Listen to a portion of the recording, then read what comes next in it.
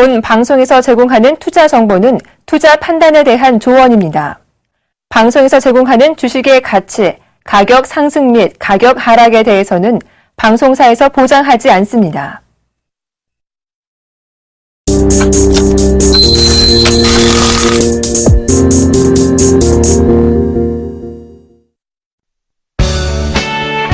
창업화를 위한 기업의 성장성, 초과 수익을 위한 신성장 흐름, 냉철한 분석으로 산업의 미래를 분석해 흐름을 예측한다.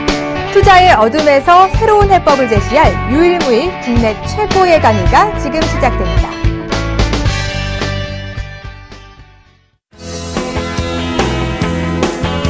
네, 안녕하세요.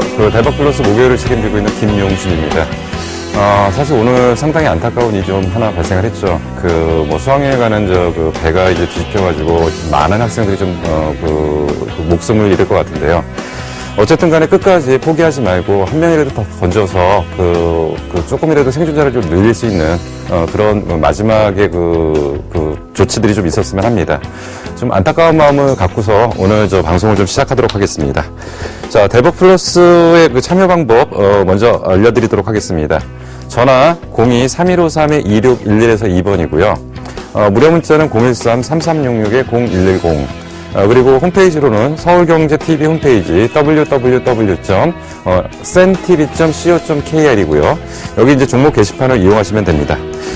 기법 관련 모든 궁금한 사항이나 포트폴리오 전 종목 상담이 필요하신 분들은 주저하지 마시고 연락을 주시길 바라겠습니다. 자, 마감 시황 정리해드리겠습니다. 오늘 코스피가 전일 대비 이제 소폭 마이너스 난 1992.05로 마감을 했습니다. 계속적으로 2000에 좀 걸리는 분위기인데요. 하루빨리 좀 2000에 안착을 해서 가지고 계신 분들이 좀 편안해졌으면 좋겠습니다. 자, 코스닥 565.75포인트. 코스닥 역시도 이제 소폭 마이너스가 났는데 장중에 상승폭을 좀 키우기도 했었지만은 결국 최근에 보니까 자꾸 고점에서 좀 맞고 떨어지는 이런 분위기가 거래소하고 좀 비슷한 분위기입니다. 결국 이러한 부분들이 지금 이제 가장 문제가 되는 부분 중에 하나가 뭐냐면 환율이 아닌가 좀 생각이 듭니다. 그래서 이제 환율 1038.80 정도로 마감을 했습니다. 하여튼 지금 코스피 개인, 기관 모두 팔자의 5일 연속 약세 마감했고요. 그리고 시장 상승을 위한 전체적인 지금 장은 에너지의 비축 기간이다. 자, 무슨 얘기냐면 이렇게 좀 한번 좀 보도록 하겠습니다. 자, 지금 이제 거래소가 지금 계속 못 올라가는 게 지금 이제 여기서 보시면은 이 부분입니다. 딱 지금 2000에 지금 걸려있는 상태인데, 지금 만약에 2000을 뚫게 되면은 이 위쪽으로 가야 되고요. 그리고 여기서 이제 지금 현재 거래량이 이제 형성 안 되기 때문에, 조금 더 좀 힘을 모아야 된다. 그래서 지금 무슨 얘기냐면, 지금 장은 조금 더 좋아지기 위한, 에너지 비축 과정이라고 좀 보실 수가 있고요. 에너지가 충분히 비축된다고 한다면, 나중에 이제 다시금, 시장이 이제 상승세로 돌아갈 수 있는, 그런 패턴이 좀 나타날 가능성이 있습니다. 자, 근데 그럼에도 불구하고 우리는 또 뭐를 고민해야 되냐면 대형주냐 중소형주냐의 논쟁이 좀 상당히 심합니다. 근데 이제 저는 먼저 결론적으로 이렇게 말씀드리겠습니다. 역시 형보다는 아우가 낫습니다. 형보다는 아우가 낫고 중소형주의 장세는 계속될 거다. 상당히 이제 오랫동안 말씀드렸고 계속적으로 얘기했기 때문에 이제 좀 지겨우신 분들도 있을 겁니다. 근데 어쨌든 간에 방향은 그쪽입니다. 방향은 그쪽이기 때문에 우리는 대형주에 가서 계속적으로 뭔가 초과 수익을 누리기보다는 좋은 중소기업을 좀 잘 찾아서 현재의 어떤 시장 흐름에 맞춰서 잘 매매를 하실 필요가 좀 있지 않은가 생각합니다. 자, 오늘 일정 시황에 대해서는 좀 비교적 간략하게 정리를 하도록 하고요. 예, 먼저 이제 지난 시간, 종목에 대한, AS 시간을 간략하게만 좀 하겠습니다. 지금 현재 다른 얘기들이 많이 있기 때문에 우선 먼저 이제 크루셜텍이라는 종목을 먼저 말씀을 좀 드리겠습니다. 제가 이제 오늘은 좀 크루셜텍이 좀 빠졌어요. 오늘 좀 빠졌고, 약간 지금 차트 모양을 좀 엉켜가는 분위기는 좀 보입니다. 자, 근데 크루셜텍을 말씀드렸던 게 뭐냐면, 지문인식입니다. 네. 지문인식이고, 지금 이미, 애플에서 지금 쓰고 있고요. 그리고 삼성에서 지금 갤럭시 S5에 지금 채택하고 있고요. 결국 지문인식 관련 쪽에 얘네들의 어떤 솔루션은 쓸 수밖에 없는 거고요. 그래서 이제 제가 계속적으로 말씀드렸던 게 뭐냐면, 카메라를 장착한 스마트폰, 그러니까 카메라를 장착한 개인 핸드폰이 언젠가 나왔는데 어느 순간인가 보니까 모두 다 장착하고 있더라. 그렇기 때문에 결국은 지문인식 방법은 일시적으로 선택하고 말고의 어떤 선택사항은 아니고 계속적으로 간다. 그렇기 때문에 좀 잠깐 흔들릴 수 있습니다. 지금 조금 이제 좀 안타까운 부분은 좀 한 12,000원 위에서 좀 저점을 잡고 여기서 이제 좀 돌려서 가면은 조금 좀 빨리 갈 수가 있었는데 오늘 조금 낙폭은 좀 있었어요. 근데 뭐 크게 걱정은 안 하셔도 될 거고 뭐 짧은 충격은 있다 하더라도 뭐 이 종목은 결국은 이제 갈 수밖에 없는 종목이다라는 얘기를 좀 정리를 해서 드리도록 하겠습니다. 자, 그리고 이제 한솔테크닉스. 예, 한솔테크닉스. 일단은 뭐, 최근에 좀 나오는 종목들이 이제 관련 쪽이 좀 많은데요. 한솔테크닉스는 뭐냐면 제가, 무선 충전 얘기를 했죠.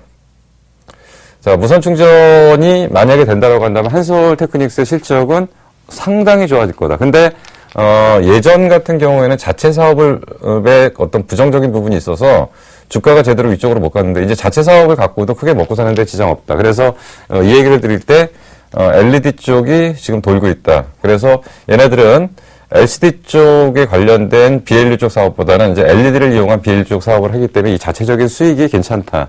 그래서 이제 지금 봤을 때는 요겁니다. 박스권 24,000원 돌파하면 이제 이게 뭐 소위 기술적 분석으로 얘기를 하면 이게 지지선이 되는 거죠. 이게 지지선이 되면서 이제 위쪽으로 어느 정도 위쪽 가격을 형성할 겁니다. 그래서 일단은 뭐 이 정도로 지금 보시면 되고요. 그 다음 종목 ICD입니다. ICD를 제가 이제 뭐 여기도 추천을 하고 사실은 이제 투맨쇼에서도 추천을 하고 지금 밀고 있는 종목입니다. A3 확정했대요. 예, 확정했고요. 결국 이제 삼성이 그 두 가지 문제 때문에 한 겁니다. 첫 번째로는 뭐냐면 애플의 아이워치요. 애플의 아이워치가 9월에 출시가 된답니다. 근데 이게 어느 기반으로 가냐면 플렉셔블 기반으로 간답니다. 자, 그리고 또 한 가지가 뭐냐면 지금 이제 이렇게 하다 보니까 어떤 현상이 벌어지냐면 애플하고 LG하고 연합전선을 펴서 한 묶음이 돼버렸어요. 그리고 이제 삼성이 있고요. 그리고 또 삼성이 이제 더 이상 못 피해가는 게 이제 중국이라는 업체들이 있죠. 근데 요번에 이제 문제가 됐던 부분이 애플의 아이워치가 9월달에 나와서 플렉셔블 기반으로 가기 때문에 어차피 지금 삼성이 안 갈 수도 없는 부분이 남아있는 거에서 또 하나는 지금, 부품 공급업체들 내지는 장비 공급업체들이 삼성의 A3를 자꾸 지원을 시키니까 어떤 식으로 지금 나왔냐면 만약에 계속적으로 지원하게 된다면 우리는 중국에다 납품하겠다. 중국에 납품한다는 건 결국 기술 유출이죠. 그렇기 때문에 삼성이 더 이상은 어떻게 하지 못하고 결국은 오늘 나온 기사로는 확정시켰다.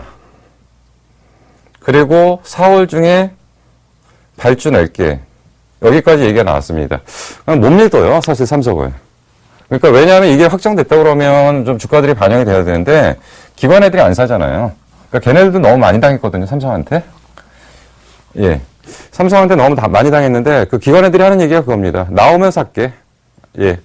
그러면 우리는 좀 먼저 샀잖아요. 그러니까 그 다음에 되면은 주가는 올라가겠죠. 그래서 이제 AS는 요 정도로 마감을 하도록 하겠습니다. 자, 이제 본격적으로 주식학 특강을 지금 시작하도록 하겠습니다.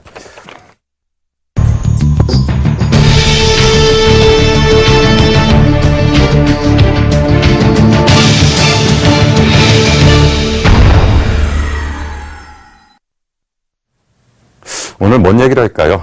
오늘은 이런 얘기를 좀 한번 했으면 좋겠습니다. 자, 여기에 제목이 뭐라고 붙었냐면, ESS 시장으로 바라본 2차 전지의 개화 시기. 자, 예, 이게 무슨 얘기냐면요. 우리가 2차 전지 이코를 항상 뭐라고 쓰냐면요. 전기차라고 하시는 분들이 너무 많습니다. 근데 2차 전지 이코로 전기차가 아니거든요. 2차 전지를 이용해서 전기차로 갈 수도 있고요. ESS 쪽으로 갈 수도 있는 거죠. 그렇기 때문에 사실은 정확하게 말하면 우리는 전기차 시장을 노리는 것이 아니라 2차 전지 시장을 노리는 거죠. 그래서 사실은 어떻게 보면 이제 전기차보다는 조금 더 광범위하고요.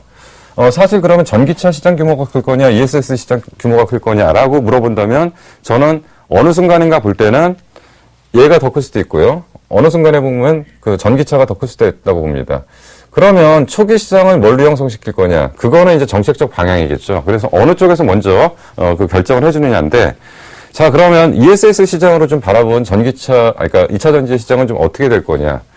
최근에 좀 뉴스들이 좀 상당히 많이 나오고 있습니다. 최근에 뉴스들이 많이 나오는 게 무슨 얘기를 하고 싶으냐면 얘네들이 이제 2차 전지 쪽을 개화시키려고 준비를 지금 하고 있습니다.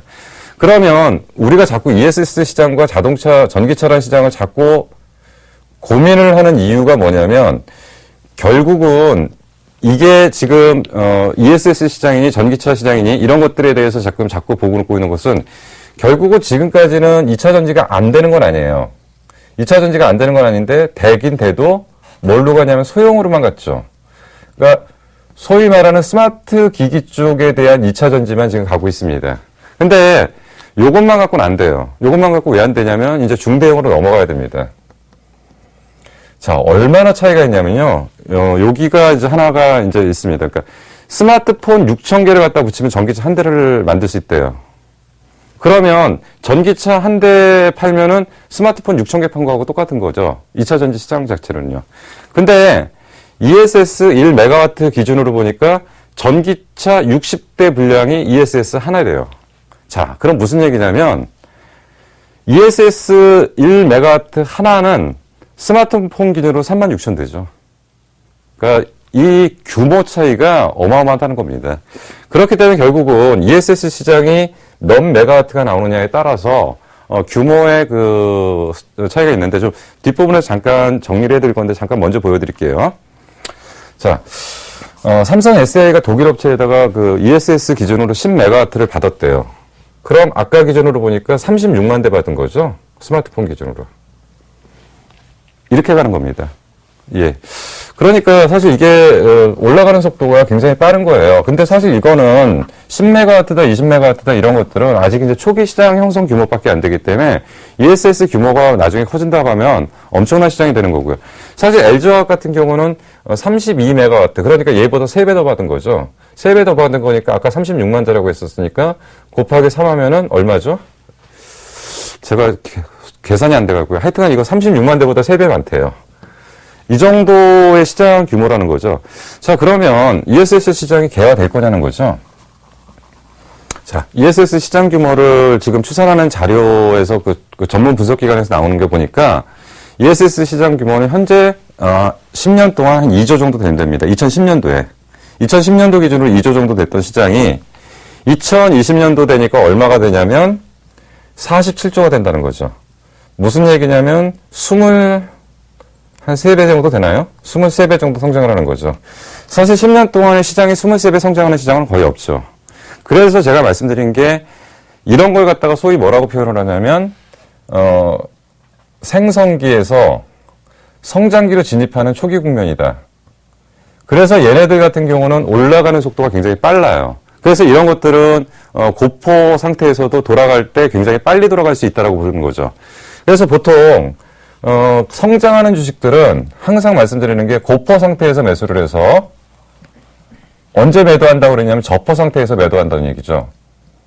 왜냐하면 실적이 올라가는 속도가 무지무지 빠르기 때문에 지금 현재 펄을 70, 80 줘도 시장이 이 정도로 성장을 해서 10년 안에 이 정도가 성장되면 나중에는 실적이 제대로 붙으면 이게 저퍼가 돼버리거든요. 그러면 그때 파는 게 맞죠. 왜 그러냐면 저 때 왜 파냐면 저 때는 화랑기 정도까지는 아니래도 성숙기 막바지 단계 정도 됐기 때문에 상당한 어떤 시세 차익이 나오니까 한 번은 출렁일 수 있을 때니까 보통 고포주에 팔아서 저포주에 파는 게 성장주의 기본적인 매매 방법이라고 보시면 됩니다. 중장기 투자는. 근데 이게 2020년도에 끝나는 게 아니라 2030년도 되니까 얼마가 된다면 시장이 120조가 된대요. 자, 무슨 얘기냐면 2조짜리가 120조가 되니까 60배 크는 건가요? 맞나요? 60배 맞죠? 근데 이게 뭐냐면 이게 2차 전지에서 요 시장이에요. 전기차 시장이 아니라 ESS 시장이라는 거죠. 예, ESS만 이 정도로 지금 성장을 하는 거죠. 자, 그러니까 한국은 여기에서는 아직까지는 굉장히 미미합니다. 2017년도까지 규모는 한 9천억 정도 시장.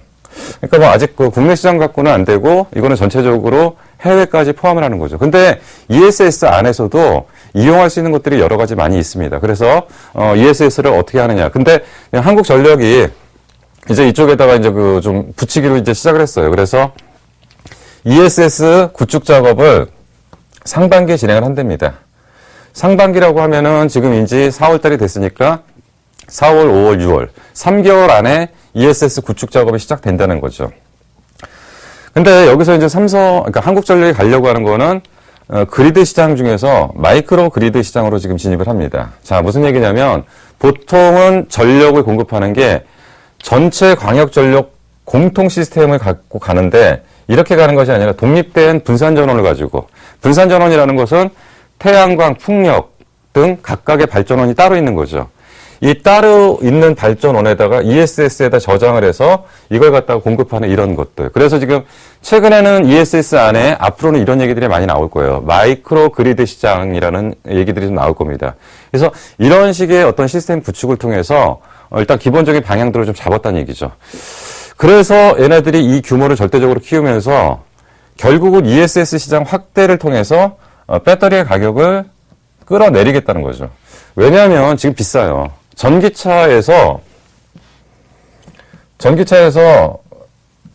가격의 50%가 뭐냐면 배터리 가격이에요. 그러니까 사실 전기차 하나 딱 팔면은, 그러니까 예를 들어서 지금 뭐 테슬라가 7만 불이라고 보통 그러죠. 7만 불에서 배터리 가격이 3만 5천 불이죠.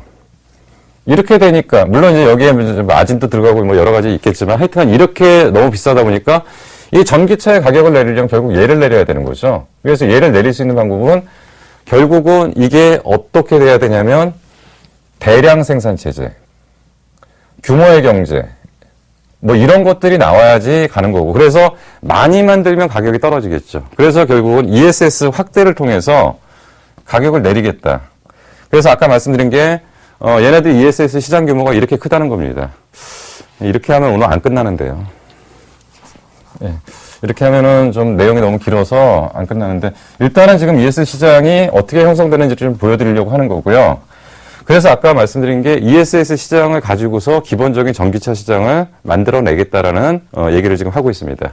근데 지금 이제 보면은 좀 답답해요. 뭐가 답답하냐면 관련주들이 굉장히 답답하게 움직이고 있습니다. 지금 삼성 SDI 안 움직이고요. LG화가 안 움직이고요. 그리고 중소형주 쪽에서 코스모화가 안 움직이고 일진모터리 안 좀 다 바닥에 있어요. 전 종목들이. 자, 근데 저한테 2차 전지를 많은 분들이 물어보십니다. 뭐라고 물어보시냐면 언제 사야 되냐고요.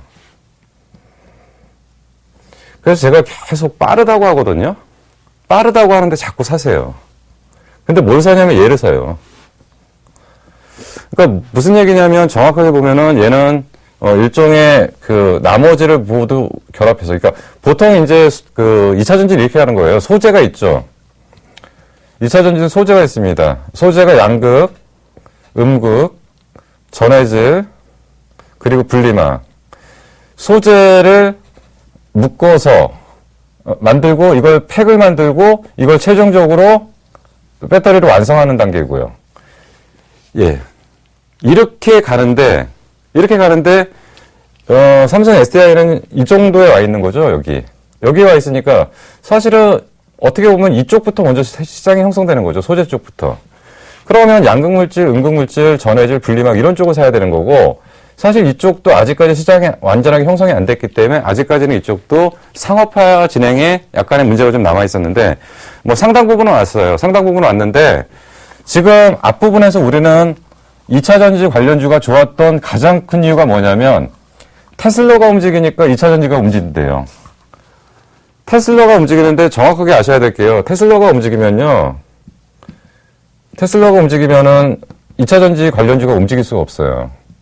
왜냐하면 테슬라가 원래 그 제일 처음에는 삼성 SDI하고 일본의 파나소닉하고 두 군데서 같이 전지를 공급받기로 원래 예정이 돼 있었어요. 근데 막판에 단독 입찰을 받아버렸습니다. 그래서 얘가 안 됐어요. 그러니까 얘는 사실 들어가는 게 아니죠. 그러니까 우리나라 부품업체들도 이쪽으로 지금 들어가는 구조가 아니에요. 그러다 보니까 지금 이쪽이 주가가 올라갈 수가 없는데 얘 올라갔다고 해서 얘네들이 따라갈 수가 없는 거죠, 지금. 그러니까 이거야말로 테마성이죠. 이거는 산업이 아니고 테마성으로 움직인 거고 산업의 변화를 봐서 주가를 끌고 가야 되는 거죠. 그렇기 때문에 지금 당연히 관련주들이 바닥에 있는 거고요. 여기 표현하지만 아직 2%가 부족해요. 다 됐는데. 요것만 채워지면 되는데요. 요거 채워질 때까지 기다리셔야 돼요. 근데 지금 말씀드리지만 만약에 이게 시장이 형성돼서 올라가기 시작한다면 뭐 무섭게 올라가겠죠. 그렇기 때문에 잘 보셔야 돼요. 잘 보셔야 되는데 지금 관련주를 접근하기에는 아직까지는 좀 무리가 있습니다. 자, 그래서 이제 2차 전지는 지금 어떠한 쪽으로 지금 적용이 되냐면, 뭐 가만히 생각해 보시면 이제 2차 전지가 지금 이제 우리가 지금까지 봤던 게 얘는 휴대용 기기, 뭐 스마트폰, 뭐 태블릿 PC 뭐 이런 것들. 근데 아직 공간은 좀 남아있지만 거의 얘만 놓고 본다면 2차 전지 소형 쪽은 제가 말씀드린 산업 사이클로 생성, 성장, 성숙, 화랑 거의 화랑 국면에 있는 거죠. 만약에 스마트 기기만 있다고 한다면 2차 전지는 절대 사시면 안 돼요. 무조건 다 파셔야 돼요. 근데 지금 얘기는 소형만 해요. 근데 소형이 아까 말씀드린 것처럼 지금 뭐 1년에 스마트 기기가 4억만 대 팔린다, 몇 억만 대 팔린다 하지만 이거 4억만 대라고 해봐야 아까 말씀드린 게 여기다 6천을 나눠야 되죠. 6천 나누면은 몇 대 나오는지 모르겠는데 요거 나누면은 그 전기차 대수 나와야 되죠. 근데 오늘 기준으로 전기차에서 무슨 얘기가 나왔냐면 BMWi가 하루에 생산량이 70대였대요. 근데 오늘 100대로 늘렸답니다. 뭐 70대에서 하루 100대로 늘렸는데 뭐가 그렇게 대단하냐. 엄청난 차이죠. 왜냐하면 100대라고 하면 30일 돌면요. 3천만 대고요. 3천 대고요. 아니 3천만 대. 100대니까 30일 돌면 3천 대죠. 3천 대. 예. 3천 대고 곱하기 3개월을 하면 9천 대죠. 그러면 분기당 10,000대. 테슬라에서 분기당 10,000대. 테슬라에서 분기당 10,000대인데 그럼 얘네 둘만 합쳐도 분기당 20,000대죠. 분기당 20,000대면 아까 기준으로 보니까 6,000대니까 결국은 핸드폰 1년에 1억 2천만 대 파는 거고 똑같은 거죠. 분기에. 그럼 연간으로 보면 얼마냐면 4억 8천만 대. 핸드폰 시장 나오는 거예요. 얘네들이 여기까지만 올라가죠 또. 그러면 이 대형전지 쪽이 속도가 붙을 수밖에 없죠. 근데 요거는 이제 전기차를 가지고 분석하는 거, 아까 2차 전지를 갖고 분석하는 방법은 좀 따로 있는 거고요. 자, 그러니까 이제는 핸드폰 시장 그 규모가 대형화로 가면 아무것도 아닌 거죠. 그래서 지금 자꾸 2차 전지는 뭐를 봐야 되냐라고 보면 소형에서 중대형으로 넘어가냐 안 넘어가냐. 넘어가는 방법은 얘하고 얘가 있다는 거죠. 근데 얘는 지금 현재 테슬라는 지금 팔고 있어요. 테슬라가 팔고 있는데 테슬라가 지금 뭐라고 하냐면요. 얘네들이 2020년도까지 전기차를 50만 대 판대요. 지금 몇 대 판냐면 한 3만 대가 안 나가요. 연간. 이렇게 되면 50만 대면 아까 곱하기 6천 하면 얼마 나오죠? 답이 안 나와요. 지금.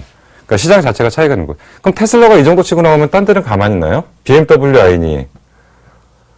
자, 이 정도가 되면 이때는 이제 완전히 그 2차 전지 주식은 폭발을 하는 겁니다. 그러니까 지금 계속 봤을 때 그 지금 이 2차 전지 시장은 굉장히 큰 시장임에도 불구하고 아직까지는 우리가 움직이기에 한계가 있어요. 왜냐하면 우리가 이제 펀드 매니저나 기관 투자자는 괜찮아요. 계좌에 한 돈 1조 정도 있으면요. 한 100억씩 사면은 돼요. 조금 빠질 때마다요. 근데 우리는 그런 매매를 할 수가 없거든요. 그렇기 때문에 우리는 최대한 시점을 갖다 붙여야 됩니다. 이거 못 붙이면은 결국은 지쳐요. 보통 이제 투자하시는데 뭐 오래 투자하시는 분들 좀 장기로 투자한다고 하는데 얼마를 얘기하냐면 한 1년을 장기래요. 근데 사실 이런 것들이 개화 시점이 좀 늦어지고 정책의 방향이 바뀌고 그러면 이런 것들이 한 1년씩 훅가닥 넘어갑니다. 근데 이렇게 되면 기다리다 지쳐가지고 결국 바닥에다 다 던져버려요. 그래서 지금 2차 전지는 조금 기다리셔야 돼요. 조금 기다리셔야 되는데 분명히 타이밍은 말씀드리겠습니다. 타이밍 말씀드리는데 아직까지는 좀 빠르다는 거. 근데 그럼에도 불구하고 오늘 들고 나온 이유가 뭐냐. 다시 한번 정리를 해봐야죠. 무슨 얘기인지. 지금 그래서 오늘은 어떤 관점에서 보냐면 이거 관점에서만 봅니다. 전기차 쪽의 관점이 아니라 이거 관점에서. 사실 2차 전지를 시작을 하면은 이제 아시겠지만은 제가 소재부터 관련 업체들 리스트까지 해갖고 다 정리를 하면 이제 한도 끝도 없는데 오늘은 그렇게 할 수는 없어요. 그래서 2차 전지 시장이 개화되는 방법이나 이런 것들을 좀 보는 거고요. 자, ESS가 이제 앞으로 어떻게 활용되느냐. 예. 앞으로 ESS 시장이 어떻게 활용되냐면 자가 발전이라는, 여기 검은 거하고 하얀 걸 같이 섞어야 되네요. 예. 이게 자가 발전이라는 부분이 있죠. 그리고 신재생 에너지 쪽으로는 적용을 하고요. 그리고 전력 계통 안정화 쪽이라는 걸로 적용을 합니다. 자, 무슨 얘기냐면 똑같은 지금 우리가 ESS 부분을 가지고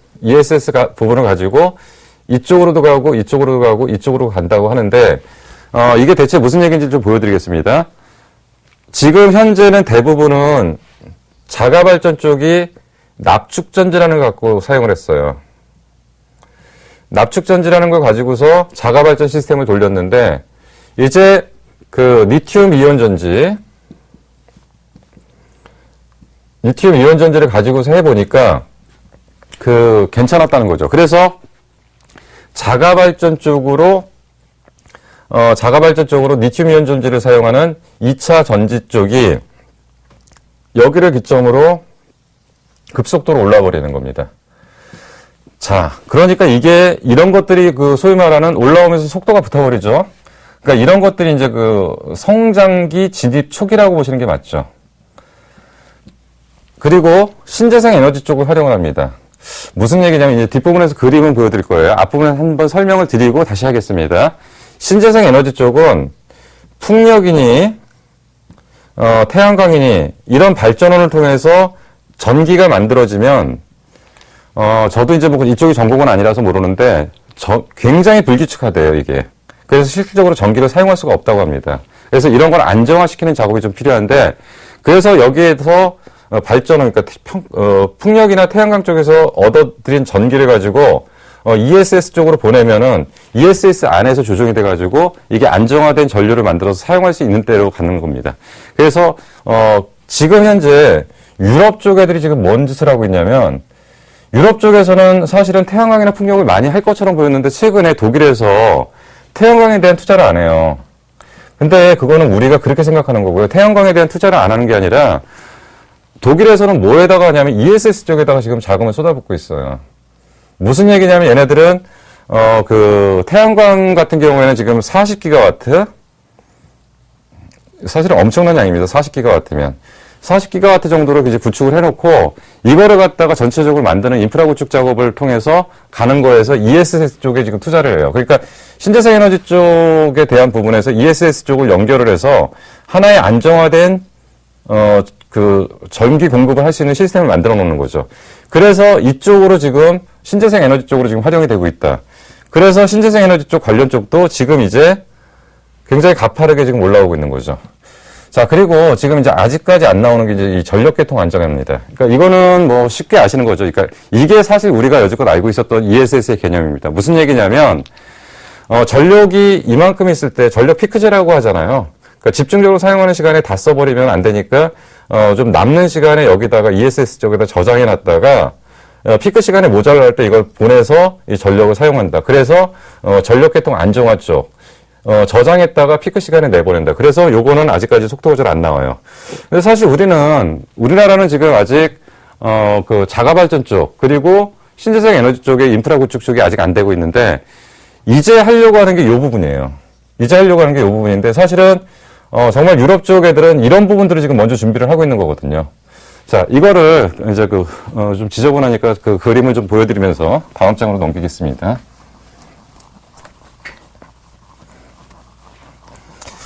자, 그래서 일단은 지금 이렇게 말씀드리는 게 뭐냐면 결국 이겁니다. 결국 이제 ESS 쪽에서 응용되는 지금 분야들이 지금 이쪽이라는 얘기죠.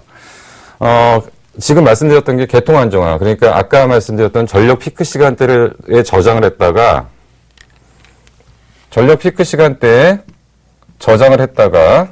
이거를 남는 시간에 저장했다 피크 시간에 내보내는 거. 그리고 이제 말씀드린 것처럼 신재생 에너지 쪽에 지금 이렇게 전력을 공급받는데, 여기 뒷부분에 안 나왔네요. 하여튼 이 뒷부분에 보면은 이것이 굉장히 불규칙한 전류를 ESS를 통해서 이걸 안정화시키는 작업들. 이렇게 쓰는 게 ESS 쪽의 한 방법. 그리고 이제 아까 말씀드린 UPS 전압 보상. 뭐 이런 식으로 해가지고 ESS 쪽은 이 세 가지 쪽에 대한 부분이 집중적으로 투자가 되면서 결국은 시장을 지금 키워가고 있는 거고요. 지금 우리가 지금 하겠다는 거는 지금 이 부분 정도예요. 근데 사실은 이 부분. 근데 이 부분을 가려고 그러면 지금 우리는 태양광이나 풍력에 대한 비중이 없잖아요. 그러니까 못 가는 거고요. 그래서 지금 사실은 우리는 이거를 가기 전에 먼저 태양광하고 풍력에 대한 부분을 키워놔야 된다는 얘기죠. 위쪽으로. 자, 그래서 보니까 시장이 이렇게 간답니다. 이 화면이 잘 보일지 모르겠는데요. 무슨 얘기냐면 여기가 요쪽 부분, 지금 요 부분이 요게 이제 전기차 쪽이고요. 그래서 전기차는 조금씩 지금 보여요.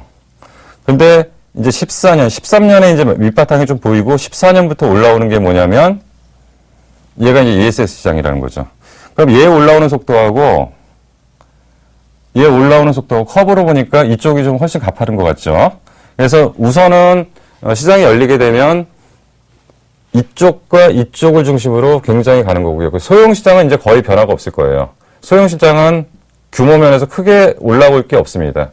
소형 쪽은 그냥 현 상태를 유지하면서 약간씩 볼륨이 커지는 거고 가장 큰 폭의 성장을 할 수 있는 거는 단기적으로는 일단 ESS 시장이고요. 전기차에 대한 부분은 결국은 시장 상황을 좀 엮어봐야 되겠지만 완성차 업체들이 과연 어떻게 나올 거냐. 그래서 지금 현재 2차 전지 시장은 전기차와 ESS를 중심으로 한 중대형 시장 쪽에 진화가 지금 빠른 속도로 나타날 가능성이 있다. 이렇게 좀 보시는 게 맞을 것 같습니다. 그래서 이러한 어떤 ESS 시장으로 바라본 전체적인 시장은 상당히 이제 빠르게 나타날 거다. 자, 그럼 2차 전지 내용 간략하게 좀 정리할게요. 2차 전지 내용 중에서 이거를 모르시면 안 되니까요. 2차 전지의 소재는 이렇게 갑니다. 양극 36%요.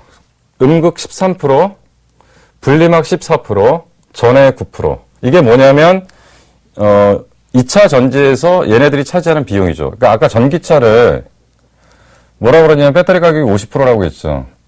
그럼 50%에 곱하기 0.36, 양극 물질이 36%니까 이게 전기차에 차지하는 원가죠. 양극의 원가죠. 음극이 13%, 분리막, 전해. 그러니까 가장 큰 시장은 양극 시장은 맞아요. 근데 가장 큰 시장임에도 불구하고 가장 난립해 있습니다. 굉장히 많은 업체들이 있어요. 그래서 여러 가지 쪽이죠. 그리고 이제 음극 포일과 양극 포일이라고 나눠지는데요.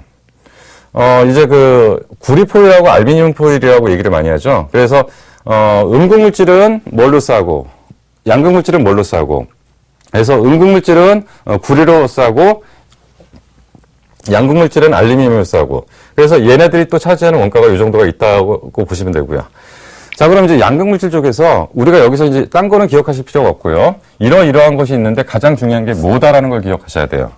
우리는 양극 물질 업체라고 알고 계신데 사실은 대부분 양극 물질 업체가 아닌 경우들도 있거든요. 근데 양극 물질 쪽에서 리튬 이온 전지가 있고요. 리튬 이온 전지 안에 양극 물질 중에서 양극 물질 내부에 리튬 코발트 망간이라는 거를 사용하는 게 있고요. 리튬 코발트 알루미늄을 사용하는 게 있고요. 그래서 보통 이제 LCO를 리튬 코발트 산화물. 이거는 우리나라에서 만드는 업체는 코스모 신소재고요. 그리고 니켈 코발트 망간. 요거는 LNF가 쓰고요. 니켈 코발트 알루미늄은 에코프로가 만드는 겁니다. 양극 물질을. 그러면 어느 걸 써야 되느냐? 근데 LCO는 안정적인 전기를 공급하지만 LMO는 열적 안정이 있고요. 그리고 LNO는 고용량성이 있고요. 근데 NCM은 이 세 가지 모든 장점을 결합했다. 그럼 NCM이 뭐냐면 니켈 코발트 망간. 그러면 니켈 코발트 망간이나 니켈 코발트 알루미늄 정도를 양극 물질을 사용해주는 업체가 그래도 다른 물질에 대해서 경쟁력이 있는 거죠. 좀 어려운가요? 좀 어렵긴 한데요. 그래서 무슨 얘기냐면 얘하고 얘 정도의 물질을 사용하는 양극 물질 업체를 선정하셔야 된다는 거죠. 양극 물질을 만드는데. 그러면 이 윗단계가 양극 물질에 또 소재를 제공하는 코스모 화학이라는 게 황산 코발트를 제공하는 업체고요. 전구체를 만드는 게 있고요. 굉장히 복잡합니다. 복잡한데 우리는 2차 전지 관련주를 너무 쉽게 봐요. 이런 것들이 정리돼서 얘네들이 각각이 시장이 개화되는 타이밍을 잡아서 얘네들 실적과 연결해서 주가를 예측해서 종목을 사야 되는 거죠. 이렇게 가셔야 되는 겁니다. 자, 응급물질 가죠. 응급물질 업체는 국내에 존재하는 업체는 없다고 보시면 됩니다. 다만 지금 기술 개발을 하고 있는 데가 포스코 캠텍, 애경유화 이런 데가 있죠. 뭐 일부 분들이 자꾸 우리나라 응급물질 업체는 어디다라고 자꾸 얘기하시는데요. 우리나라 응급물질은 현재 존재하지 않습니다. 왜 존재하지 않냐면 일본은 카본을 2400도짜리까지 열처리를 합니다. 중국 같은 데는 소프트 카본을 직접 제공을 해요. 근데 우리나라는 뭐라고 하냐면 1000도까지 열처리한대요. 이거 갖고 위쪽하고 경쟁도 안 되고요. 아래쪽에 가격 경쟁도 안 됩니다. 근데 거꾸로 뭐라고 얘기하냐면 일본보다 가격이 싸고 중국보다 기술력이 낮대요. 이건 말장난이죠. 아직 기술 개발이 안 됐다는 얘기입니다. 근데 이게 기술 개발이 되면은 응급물질 쪽도 상당히 큰 쪽입니다. 그래서 지금 현재 일진 머티리얼즈도 3M하고 지금 기술 개발을 진행 중이고요. 아까 말씀드린 포스코 캠텍, 애경유화 뭐 이런 것들이 지금 하고 있고요. 지금 MK전자도 실리콘 합금 소재를 가지고 연구 개발을 하고 있다. 기타 등등 이 정도인데 아직까지 최종적으로 응급물질에 대한 기술 개발을 완성한 업체는 우리나라 대기업도 아직 못했습니다. 자, 그리고 이제 2차 전지에서 이제 또 하나 이제 분리막. 사실 이 분리막이 어떻게 가느냐에 따라서 2차 전지의 수명을 결정을 해요. 결국은 2차 전지가 충전이 안 된다는 것은 분리막이 막혀가지고 충전이 안 되는 거죠. 뒷부분에 그림이 있을 겁니다. 자, 충광전이라는 건 어떻게 가는 거냐면요. 양극과 응급물질이 전해질과 섞여서 이거와 이게 서로 섞여버리는 거죠. 제가 요거를 좀 실수를 했습니다. 이거 안 보시는 게 낫고요. 이거 주관 전략이 아닙니다. 이렇게 섞여버려서 전해질을 통해서 분리막을 통해 갖고 양극과 응급물질이 서로 섞여버리면 이게 충전이 되는 거예요. 그리고 이게 양쪽으로 벌어져 버리면 방전이 되는 거고요. 자, 근데 이 분리막에 전해질이 들어갔다 나갔다 하면서 구멍이 막혀버립니다. 이 구멍이 막혀서 결국은 못 돌아다니게 되면 이게 더 이상 충전이 안 되는 거거든요. 그래서 2차 전지 분리막은 우리나라에서 SK이노베이션이 가장 월등한데 사실은 SK이노베이션은 이것만 갖고는 좀 가기가 좀 어려워요. 다른 것들이 너무 많기 때문에요. 그래서 하여튼 SK이노베이션이 절대 강자라고 보시면 되고요. 그리고 이제 나중에 이제 전해액이 있고요. 그리고 일렉포일 업체가 있고요. 예. 그래서 전해액에서는 LiPF6이라는 걸 사용하는 게 이제 후성인데 후성이 모든 면에서 가장 앞서 있습니다. 가장 앞서 있고 국내 2차 전지 쪽에서 전해액 쪽을 납품하는 데는 후성하고 일본 업체입니다. 자, 근데 지금 현재 테슬라가 전기차를 많이 팔면에도 불구하고 실적이 후성이 많이 못 올라오는 게 뭐냐면 아까 말씀드린 것처럼 테슬라는 지금 파나소닉에서 단독 공급을 받고 있다고 하기 때문에 후성이 여기다가 물량을 못 밀어넣어요. 일본 업체들이 들어가겠죠. 그래서 그런 건데 만약에 SDI나 아니면 LG화학 쪽에서 이게 열리기 시작하면 이쪽은 더 이상 대안이 없어요. 그러니까 후성의 실적이 폭발적으로 늘어날 가능성이 있습니다. 자, 그리고 이제 일렉포일 업체는 아까 말씀드린 게 양극물질은 알루미늄 포일을 사용한다고 그랬고요. 그래서 이거는 일진 머티리얼에서 하는 거고 음극은 구리 포일을 사용합니다. 자, 지금 뭐까지 설명을 드렸냐면 소재 쪽의 부분까지 설명을 드리면서 관련 업체까지 일부 언급을 드렸고요. 봐야 될 정확한 초점을 말씀드렸어요. 양극물질은 뭐가 중요하다고 말씀드렸냐면 요러한 물질을 갖는 양극물질이 경쟁력이 있다는 얘기를 드렸고요. 음극물질 쪽에서는 지금 종목을 찾으시면 안 되고요. 그리고 전해액 쪽에서는 이쪽이 좋다라는 얘기고 그리고 양극물질의 일렉포일을 하는 일진 머티리얼 같은 경우는 아까 말씀드린 게 음극에 대한 소재 개발이 만약에 된다고 한다면 이거는 주가에 상당한 영향을 미칠 수 있는 내용 정도라고 지금 보시는 게 좀 맞을 것 같습니다. 자, 이래서 일단 여기까지 ESS 쪽을 바라보는 시각을 정리를 해드렸어요. 근데 지금 이 얘기가 뭐냐면 바로 사자는 게 아닙니다. 바로 사자는 게 아닌데 다 왔어요. 다 왔는데 아까 뭐라고 그랬냐면 2%가 부족해요. 요것만 채우면 됩니다. 근데 요거에 대한 시간이 좀 필요해요. 예, 타이밍은 정확하게 나중에 말씀을 드리겠습니다. 일단 오늘 ESS에 대한 내용은 이렇게 정리를 해드리고요. 오늘 관심 종목 선정을 해서 이제 말씀을 좀 드리도록 하겠습니다. 네. 자, 오늘은 어떤 종목을 준비했냐면 현재와 미래가 있는 소재 전문기업 상보. 상보 치면 뭐가 나오냐면요. 네이버에서 상보 치면은 무슨 이제 급한 기사들 막 상보로 다 떠버립니다. 그래서 이제 사실 상보에 대한 기사를 찾기가 좀 어려운데 얘가 제가 지금 뭐라고 말씀드리냐면 현재와 미래가, 그러니까 현재도 실적이 괜찮고요. 미래는 굉장한 꿈이 있는 쪽이고요. 자, 무슨 꿈이 있는지 지금부터 보여드리겠습니다. 얘네들은 소재 전문 기업이고요. 일단 광학필름이라고 보시면 됩니다. 얘네들 필름 업체라고 보시면 돼요.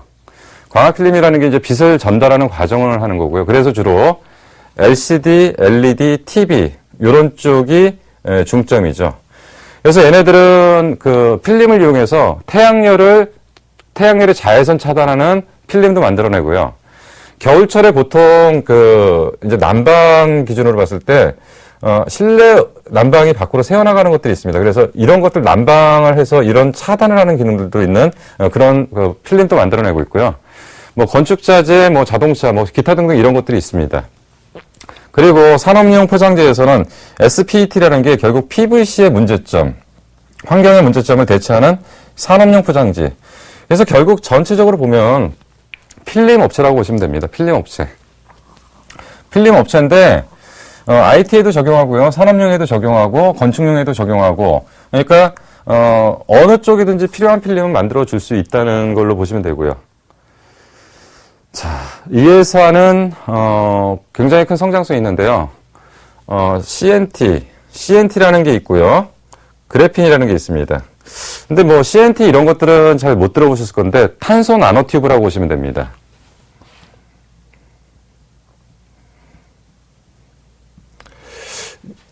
예, 예전에 보니까 과학 카페라는 데에서요. 과학 카페라는 데서 무슨 얘기가 나오냐면 지구에서 우주에다가 엘리베이터를 설치하면 엘리베이터를 설치할 수 있는 유일한 물질이 현재 지구에 존재하는 유일한 물질이 CNT랍니다. 왜냐하면 이게 그러니까 이 휘어지는 거하고 제자리 복원하는 거 그리고 강도 이런 게 철에 비해서 100배 강하면서 복원력이 대단히 좋고 그래서 만약에 우주에다가 엘리베이터를 설치하면 얘를 갖고는 설치할 수 있대요. 그래서 사실 CNT라는 게 이제 꿈의 물질인데 이게 이제 활용의 초기 국면에 지금 진입한 거예요. 근데 사실 이거 상용화시키는 게 이제 쉽지는 않았는데 일단 CNT가 어느 정도 완성이 되면 그 다음에 이제 그래핀이라는 걸로 가고요. CNT는 또 실리콘이 굉장히 꿈의 물질이긴 한데 실리콘을 잘 쓰면 앞으로 기업이 굉장히 성장 가치를 많이 본다라고 하는데 실리콘보다 10배 정도의 강력한 그리고 구리보다 100배 정도 강한 그래서 얘네들이 저기로 가려고 하는 게 뭐냐면 CNT 플러스 그래핀을 이용한 ITO 물질을 대체한다.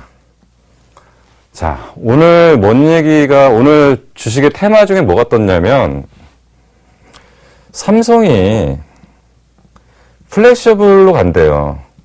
그러면서 몇 종목이 상한가를 치더라고요. 예, 몇 종목이 상한가를 치는데 뒷부분에서 보여드리겠지만 플렉셔블로 가려면 CNT를 이용해야 돼요. 이걸 이행해야지 플렉셔블로 갈 수 있습니다. 자, 뒷부분에서 좀 설명을 하겠습니다. 예, 알겠습니다.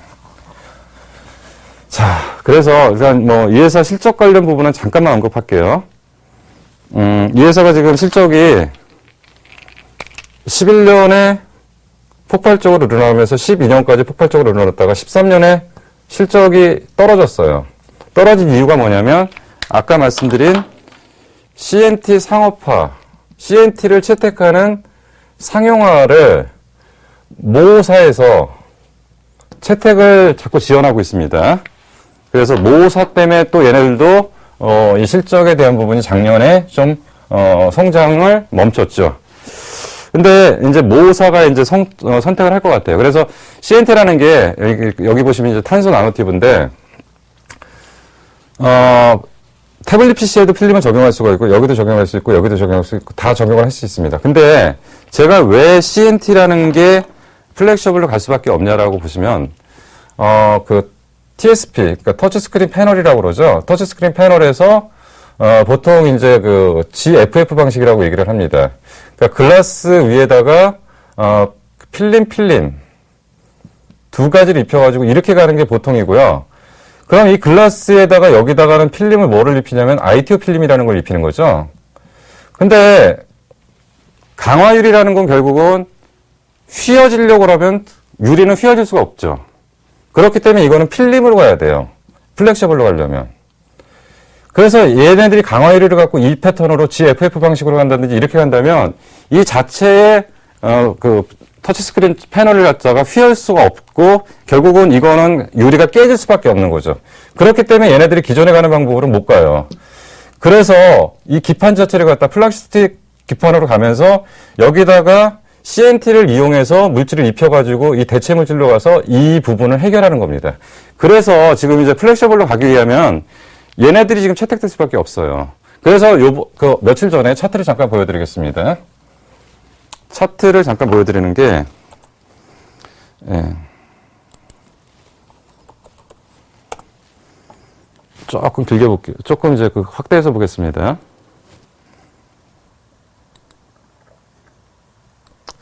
불과 며칠 전이었어요. 불과 며칠 전에 거의 상한가를 가다가 밀렸던 게 이날 무슨 얘기가 나왔냐면 CNT 상용화 임박. 결국은 이게 플렉셔블로 가는 단계. 근데 여기서 몇몇 개들은, 그러니까 얘네들은 이제 그 ITO 물질에 대한 대체 물질로 CNT를 이용한 이런 걸로 간다 해서 얘네들이 움직이다가 얘네들은 오히려 대량 거래만 시켜놓고 고점에서 밀려버렸어요.